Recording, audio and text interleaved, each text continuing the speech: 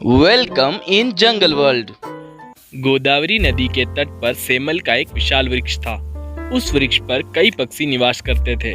दिन में वे भोजन की तलाश में खेत खलिहानों में जाया करते और संध्या काल को पेड़ पर स्थित अपने अपने घोंसलों में लौट आते। यही उनकी दिनचर्या थी। एक दिन एक जरदंग नामक अंधा गिद्ध वहां आया। वह वृद्ध हो चला था। पक्षियों ने दयावश उसे वृक्ष के कोटर में आश्रय दे दिया। पक्षी जब भोजन की तलाश में जाते तो गिद्ध के लिए भी भोजन ले आते। बदले में वह पक्षियों के बच्चों की देखभाल किया करता। इस तरह गिद्ध को बिना श्रम के आहार प्राप्त हो जाता और पक्षी भी अपने बच्चों की तरफ से निश्चित होकर भोजन की तलाश में दूर दूर तक जा पाते थे। सुख चैन से पक्षियों और गिद्ध के दिन व्यतीत हो रहे थे। एक दिन एक बिल्ली कहीं से उस वन में आ पहुंची। इधर उधर भटकते हुए जब वह पेड़ के पास से गुजरी तो उसकी दृष्टि पक्षियों के अंडों और बच्चों पर पड़ी। उसके मुंह में पानी आ गया।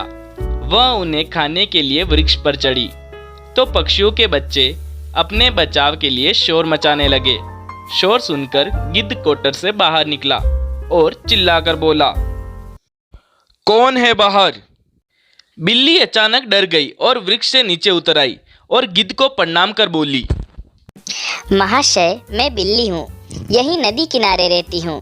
पक्षियों से मैंने आपकी बहुत प्रशंसा सुनी है, इसलिए दर्शन हेतु चली आई। कृपया मेरा प्रणाम स्वीकार करें। लेकिन गिद्ध ने उसे वहां से चले जाने को कहा। वह जानता था कि बिल्ली पक्षियों के बच्चों के लिए खतरा है।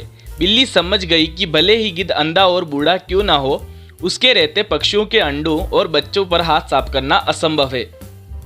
वह किसी तरह गिद्ध को अपनी चिकनी चुपड़ी बातों में लेने का प्रयास करने लगी और गिद्ध से बोली, महाशय, मैं जानती हूँ कि आपको मुझ पर संदेह है। आपको लगता है कि मैं पक्षियों के बच्चों को अपना भोजन बना लूंगी, किंतु विश्वास करें, ऐसा नहीं है। एक दिन एक महात्मा से मिलने के बाद मैंने मांस खाना छोड़ दिया है।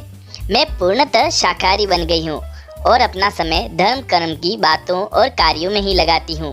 आपकी प्रशंसा सुनकर आपके सानिध्य में कुछ समय व्यतीत करने का विचार कर आपके पास आई हूँ। कृपया मुझे अपने सानिध्य में रख लें। गिद्ध बिल्ली की चिकनी चुपड़ी बातों में आ गया और उस पर विश्वास कर बैठा। उसने उसे अपने साथ वृक्ष के कोटर में रहने की अनुमति दे दी। बिल्ली तो यही चाहती थी।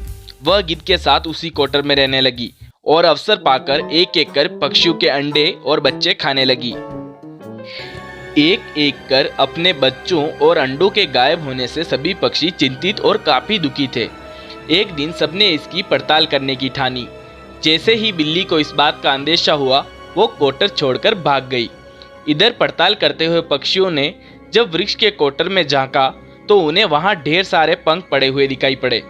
उन्हें लगा कि गिद्ध ने ही उनके बच्चों को खा लिया है। वे सभी आक्रोश में आ गए और चोंच मार मार कर बूढ़े गिद्ध का काम तमाम कर दिया। बिल्ली पर विश्वास कर बेचारा गिद्ध व्यर्थ में ही अपने प्राणों से हाथ धो बैठा। इस कहानी से हमें यह शिक्षा मिलती है कि जिसके गोत्र, कुल या स्वभाव की जानकारी न हो, उसे कभी भी आश्रय नहीं देना चाहिए। ऐसी ही मजेदार कहानियाँ सुनने के लिए हमारे चैनल को सब्सक्राइब करें।